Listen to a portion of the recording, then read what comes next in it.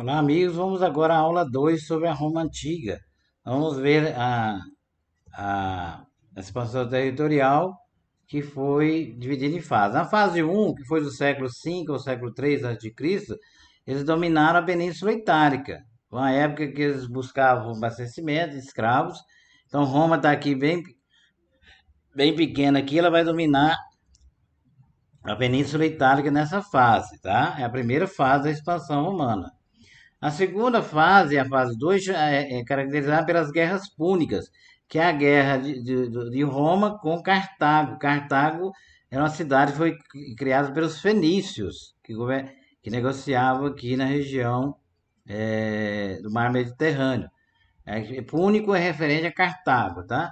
A guerra foi de 264 a 146. A Roma versus Cartago. A disputa pela Sicília, região riquíssima lá do Mediterrâneo, e pelo domínio do comércio aqui no mar Mediterrâneo. No Oriente, depois eles foram conquistando a Macedônia, que foi do Alexandre, a Síria, a Grécia, o Egito, dominou toda a Península Ibérica e a Gália também, que é a região da França hoje. Então eles começaram a vencer o Cartago e foram expandindo na segunda expansão dele. Quais são as consequências dessa expansão? A ideia do Mare Nostrum, em latim, significa o Mare Nosso. O mar Mediterrâneo agora foi controlado pelos romanos, só eles poderiam mandar no Mediterrâneo. E com certeza também a entrada de riquezas em grandes quantidades para Roma. Ou seja, os pequenos proprietários ficaram arruinados, né, por causa dos grandes proprietários enriquecidos com as conquistas. Houve um grande êxodo rural, as pessoas saindo das grandes propriedades, o empobrecimento da plebe, do povo, foi ficando mais pobre nesse período, e a entrada de milhares de escravos para o conquistado, consolidando o modo de produção capitalista. Era a ideia.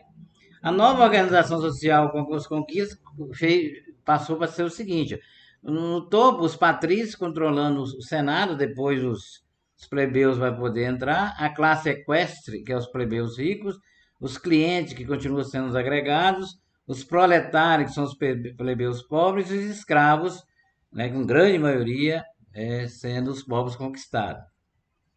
Aí começou as lutas civis, né? A crise de agricultores, né, levou algumas ideias, né? Tibério e Caio Graco, que era tribuno do povo, né, da plebe, começaram a fazer propostas de reforma agrária. Mário era reformista da plebe contra Sila, conservador. Então houve muitas revoltas, né? E acabou que Mário acaba sendo morto. Também nesse período aconteceu uma revolta famosa, tem um filme muito famoso, Spartacus. Tem a versão original que ela é mais realista, tá? Spartacus foi um escravo que liderou uma rebelião contra é, o Império Romano, na época era a República Romana, né? E nesse período, para poder controlar essa situação, foi criado o triunvirato, ou seja, três pessoas, né, três cônsules para governar o Império Romano. Você tinha Crasso, você tinha Pompeu e tinha Júlio César. Eles eram, a Júlio César, aquele que foi assassinado pelo seu filho de criação Brutus, numa disputa, porque ele seria pretensamente nomeado imperador de Roma. Aí Marco Antônio, Otávio e Lepto, o segundo triunvirato, três pessoas. Marco Antônio, Otávio e Lepto. Aí Otávio acaba sendo nomeado em 27 a.C., pelo destaque que ele teve nas conquistas romanas, ele é nomeado como o novo imperador de Roma. Ou seja, o Império Romano, na realidade, quando começou, ele já tinha consolidado tudo na época da República. Então, o imperador começou a concentrar todos os poderes nas suas mãos e nós tivemos o Alto Império, que vai do século I, do nascimento de Cristo, ao século III, que era o auge, a expansão territorial máxima. Grande afluxo de riquezas nesse período aqui. Ó. Olha o tamanho do Império Romano, você observa aqui de verde no mapa. Nesse período, a pobreza ficou muito grande, eles adotaram políticas, imperadores adotaram a política do pão e circo, que era o seguinte, dava comida e espetáculos nos coliseus para eles, principalmente aqueles os leões matando cristãos, eram gladiadores, tá? Chamada política do pão e circo. Até hoje usada por muitos políticos, né? De vestimento, da cesta básica, etc. A sociedade na época tinha 60 milhões de habitantes, sendo que 5 milhões eram cidadãos. A hierarquia era baseada na renda, e nesse período veio o período da Pax Romana, ou seja, a paz romana. Os soldados deixaram de lutar porque já estava muito grande o Império Romano. E graças a essa Pax Romana, o exército relaxou e começa a ter o Baixo Império, que vem a decadência dele, que é o fim das conquistas territoriais, os escravos, vai diminuindo o número de escravos, e essa crise vai gerar o final do Império Romano. Nós tivemos, na época, então, a divisão do Império Romano em dois, Império Romano do Oriente e do Ocidente. O Império do Ocidente era com capital em Roma, e do Oriente com capital em Bizâncio. Consequentemente, nós vamos entrar na crise geral do Império. Ou seja, o imperialismo, o aumento dos impostos, né? As causas dessa crise foi isso. Muito imposto alto, guerras civis, instabilidade política, o exército não estava nem aí, porque estava uma anarquia militar, porque não havia aquela mobilização para a guerra. O escravismo entrou em crise, porque muitos escravos foram se tornando cidadãos romanos para acabar com a crise, né?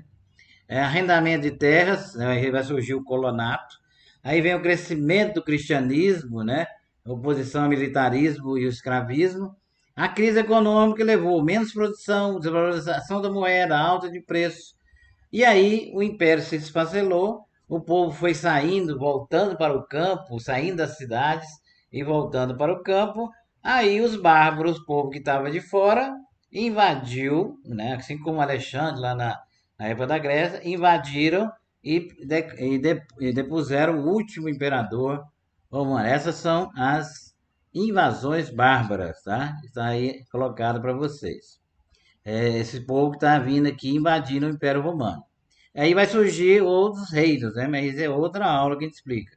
Na cultura romana você tem o direito, a maior contribuição, quem for fazer direito estuda muito direito romano, é a base do direito.